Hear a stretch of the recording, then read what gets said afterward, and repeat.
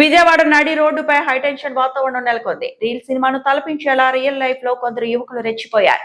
ప్రేమోన్మాదమో లేక అహమో తెలియదు కానీ కన్నవారి పరువును బజార్ను పడేశారు. ఒక యువతి విషయంలో ఇద్దరు ప్రాణ స్నేహితులు నడి రోడ్డుపై తార్ జీపులతో ఢీకొట్టుకున్నారు. ఫ్యాక్షన్ సినిమా క్లైమాక్స్ సీన్ లో ఒకరినొకరు వాహనాలతో ముఖాముఖి ఢీకొట్టుకుంటూ బీభత్సం సృష్టించారు.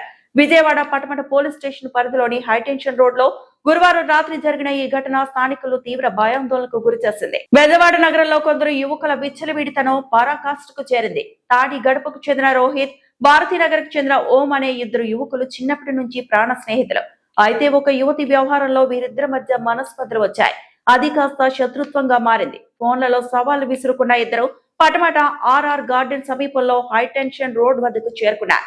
లింగమనేని రోహిత్ ఇంజనీరింగ్ విద్యార్థి, బోల్లా ఓం రియల్ ఎస్టేట్ వ్యాపారి, రాజకీయ నేపథ్యం ఉన్న వ్యక్తిగా ప్రచారం. రోడ్డుపైకి రాగానే ఇద్దరు తమ జీపులతో పరస్పరం బలంగా ఢీకొట్టుకున్నారు. దాదాపు 100 మీటర్ల మేర వాహనాలను ఒకదానికొకటి ఈడ్చుకుంటూ వెళ్లారు.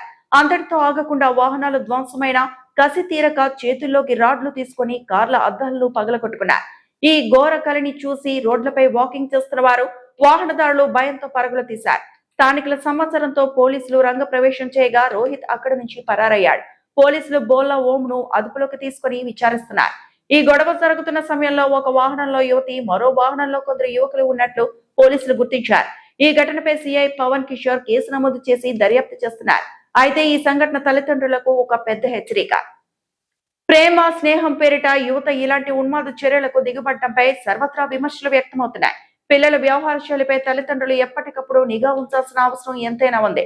భవిష్యత్తును నాశనం చేసుకునే ఇలాంటి ఆవేశాల విషయంలో పోలీసులు కూడా కఠిన చర్యలు తీసుకోవాలని, యువత ఆలోచన విధానంలో మార్పు రావాలని మేధావులు కోరుతున్నారు.